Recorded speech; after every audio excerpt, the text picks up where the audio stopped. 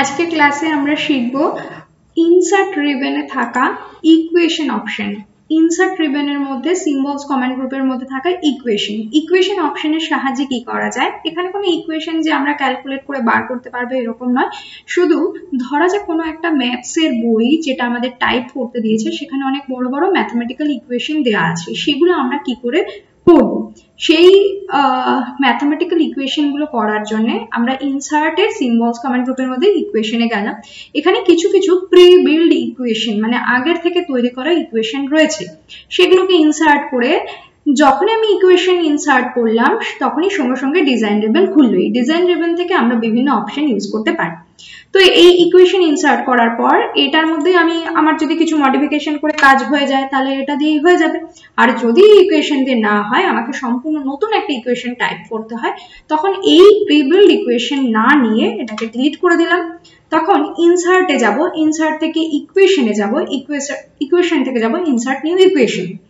গিয়ে ক্লিক করার সঙ্গে সঙ্গে ডিজাইনের মধ্যে বিভিন্ন ধরনের অপশন আছে। আগে আমি একটা বলে নিই, সাপোজ এখানে আছে সিম্বলস। সিম্বলস এর মধ্যে বিভিন্ন ধরনের ইকুয়েশনে, ম্যাথমেটিক্যাল ইকুয়েশনে ইউজ করার মতো বিভিন্ন সিম্বলস, যেমন এখানে আছে basic math category, Greek letter, letter like symbols, operators, arrow, বিভিন্ন ধরনের। আমি স্ক্রিপ্টে গেলাম, স্ক্রিপ্টের মধ্যেও আবার বিভিন্ন ধরনের এরকম বিভিন্ন ধরনের স্ক্রিপ্ট দেখতে পাওয়া যাচ্ছে। তো আমি এখান থেকে যেটা ছিল বেসিক ম্যাথটাই আমাদের বেশিরভাগ দরকার লাগে, তো বেসিক ম্যাথটাই সিলেক্ট করে রাখলাম। ফ্র্যাকশন থেকে কোনো কিছু ডিভাইডেড বাই থাকলে তখন এই ফ্র্যাকশন ইউজ করতে পারবো। স্ক্রিপ্ট আমরা সুপারস্ক্রিপ্ট সাবস্ক্রিপ্ট অপশন ইউজ করেছি, কিন্তু এট এ টাইম সুপারস্ক্রিপ্ট আর সাবস্ক্রিপ্ট দুটোই থাকবে, সেটা আমরা সুপারস্ক্রিপ্ট সাবস্ক্রিপ্ট এখানে পেয়ে যাচ্ছি এট এ টাইম, যেটা রাইট সাইডে, এটা লেফট সাইডে সুপারস্ক্রিপ্ট সাবস্ক্রিপ্ট অবস্থায় কোনো কিছু থাকবে। রেডিক্যাল আছে এখান থেকে, ঠিক আছে। এখানে ইন্টিগ্রাল, বিভিন্ন ধরনের ব্র্যাকেটস আছে, ফাংশনস আছে। তো যেগুলো ইউজ করার দরকার, যেরকম ভাবে দরকার লাগবে সেরকম ভাবে আমরা অপশনগুলো ইউজ করতে পারবো। আচ্ছা, এবার আমি একটু এখানে এই উইন্ডোটাকে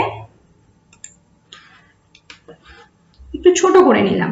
এবার এখান থেকে আমি স্ক্রিনের লেফট সাইডে যে ইকুয়েশনটা দেখছি সেই ইকুয়েশনটা আমি এখানে টাইপ করব।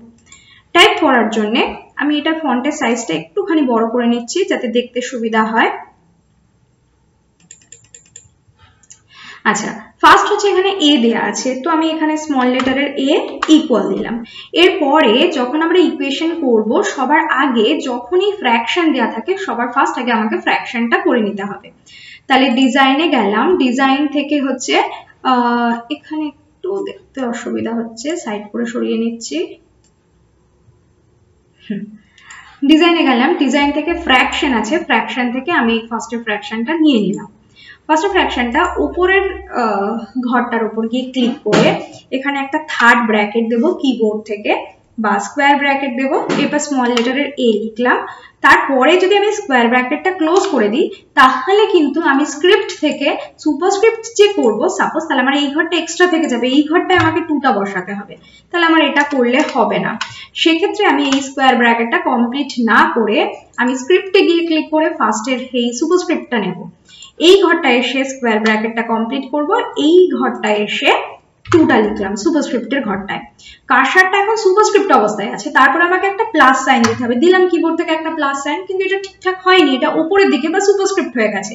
তার জন্য এটাকে আমি ব্যাকস্পেস দিয়ে মুছে কিবোর্ড থেকে রাইট অ্যারো, 4টে অ্যারো কি আছে তার মধ্যে রাইট অ্যারো কিটা প্রেস করতে হবে। একবার রাইট অ্যারো কি প্রেস করার সাথে সাথেই দেখলাম কার্সারটা নর্মাল সাইজের হয়ে গেছে। এবার প্লাসটা দিলাম। এরপর কিবোর্ড থেকে আবার স্কোয়ার ব্র্যাকেট স্টার্ট করব, ক্যাপিটাল লেটারের বি দিলাম। এবার একইভাবে আমি যাব স্ক্রিপ্টে, স্ক্রিপ্ট থেকে ফার্স্টের স্ক্রিপ্টটা নিয়ে নিলাম, সুপারস্ক্রিপ্টটা, এখানে স্কোয়ার ব্র্যাকেট কমপ্লিট করে এখানে স্মল লেটারের বি লিখে দিলাম। এবার নিচের ঘরটায় আসছি, আবার একটা স্কোয়ার ব্র্যাকেট, স্কোয়ার ব্র্যাকেটের মধ্যে ক্যাপিটাল লেটারের সি, আবার স্ক্রিপ্টে যাব, ফার্স্টের সুপারস্ক্রিপ্টটা নিলাম, স্কোয়ার ব্র্যাকেট কমপ্লিট করলাম, আবার এই ঘরটায় সিটা টাইপ করে দিলাম। আবার কিবোর্ড থেকে রাইট অ্যারো কি প্রেস করব, কিবোর্ড কার্সারটা নরমাল সাইজের এসেছে, এবার একটা ডট বা ইনটুর সাইন দিলাম। এবার আবার স্কোয়ার ব্র্যাকেট, এইবার হচ্ছে স্ক্রিপ্ট থেকে আমি সুপারস্ক্রিপ্ট নিতে পারবো না। আমি দেখতে পাচ্ছি এফ এর লেফট সাইডে ডি আর ই এট এ টাইম হচ্ছে সুপারস্ক্রিপ্ট সাবস্ক্রিপ্ট অবস্থায় রয়েছে, তাই আমি এটা নেব লেফট হচ্ছে সাবস্ক্রিপ্ট সুপারস্ক্রিপ্ট অপশনটা। এই ঘরটায় গিয়ে ক্লিক করে এখানে আমি ডি লিখবো, ক্যাপিটাল লেটারে লিখতে হবে, ক্যাপিটাল লেটারের ডি, আর নিচের ঘরটায় ক্যাপিটাল লেটারের ই, আর নিচের এই ঘরটায় ক্যাপিটাল লেটারের ই লিখলাম, আর এই ঘরটায় লিখলাম ক্যাপিটাল লেটারের এফ। এবার এইখানে হচ্ছে আমি স্কোয়ার ব্র্যাকেটটা কমপ্লিট করে দিতে পারছি। তো এখানে আমি স্কোয়ার ব্র্যাকেটটা কমপ্লিট করে দিলাম। কেন, এবার তো আর একটা প্রশ্ন হতেই পারে, এখানে একটা ডিগ্রি মতো সাইন দেওয়া আছে সুপারস্ক্রিপ্ট অবস্থায়, আমরা ডিগ্রি সাইনটা কেন আমি এখানে স্কোয়ার ব্র্যাকেটটা কমপ্লিট করেছি, কারণ আমরা ডিগ্রিটা এখানে পেয়ে যাব। তখন আমরা সিম্বলস এর মধ্যে গেলাম, সিম্বলস থেকে এখানে হচ্ছে ডিগ্রিটা রয়েছে, আমি ডিগ্রিটা এখানে দিয়ে দিলাম, তাহলেই আমার এই ইকুয়েশনটা কমপ্লিট হয়ে গেল। যদিও এটা কোনো কিন্তু অ্যাকচুয়াল ইকুয়েশন নয়, এটা জাস্ট আমি একটা মানে এটা একটা ডামি ইকুয়েশন আমি তৈরি করেছি। তো আজকের ক্লাসে এই পর্যন্ত, আর নেক্সট ক্লাসে আমি আরো ইকুয়েশনটা দেব।